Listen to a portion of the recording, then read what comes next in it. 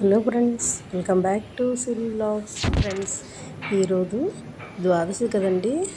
ద్వాదశి అయితే తులసి అమ్మవారికి చక్కగా మనం పూజ చేసుకుంటే చాలా మంచిదండి.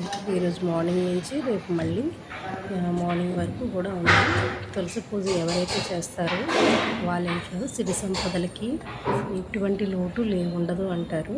సో అమ్మవారికి ఎప్పుడు కూడా మనం తాంబూలం సమర్పించి, అంటే మనకి కలిగితే చీర జాకెట్ పెట్టచ్చు, లేదు కలగని ఎడల చీర గాజులు అండ్ జాకెట్ కుక్క పెట్టేసి అమ్మవారికి మనం ఉదయం నుంచి సాయంత్రం వరకు కూడా ఏమి తినకుండా ఉన్నా పర్వాలేదు. లేదు ఆరోగ్యం సహకరించట్లేదు అంటే ఒంటిపూట భోజనం చేసి కూడా చేసుకోవచ్చండి, తప్పలేదు.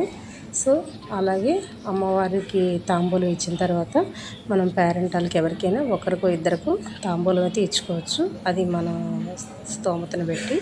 సో ఈ ద్వాదశి రోజు చక్కగా అమ్మవారికి ఎన్ని దీపాలు పెడితే అంత మంచిదండి.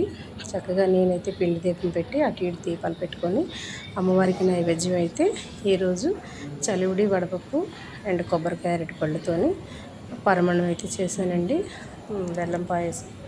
సో అమ్మవారికి చక్కగా ధూపం దీపం నైవేద్యం సమర్పించి, అమ్మ నాకు ఇదే కలిగింది తల్లి, రామ్మ స్వీకరించడానికి అని రెండు చేతులు జోడించి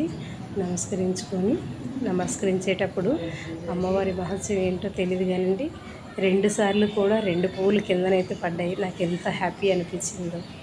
సో ఈ ద్వాదశికి చక్కగా ఉసిరిపప్పు పెట్టుకొని మనం అమ్మవారిని పూజించుకుంటే ఆయురారోగ్యాలకి అష్టైశ్వర్యాలకి ఎలాంటి లోటు కూడా ఉండదని అంటారండి.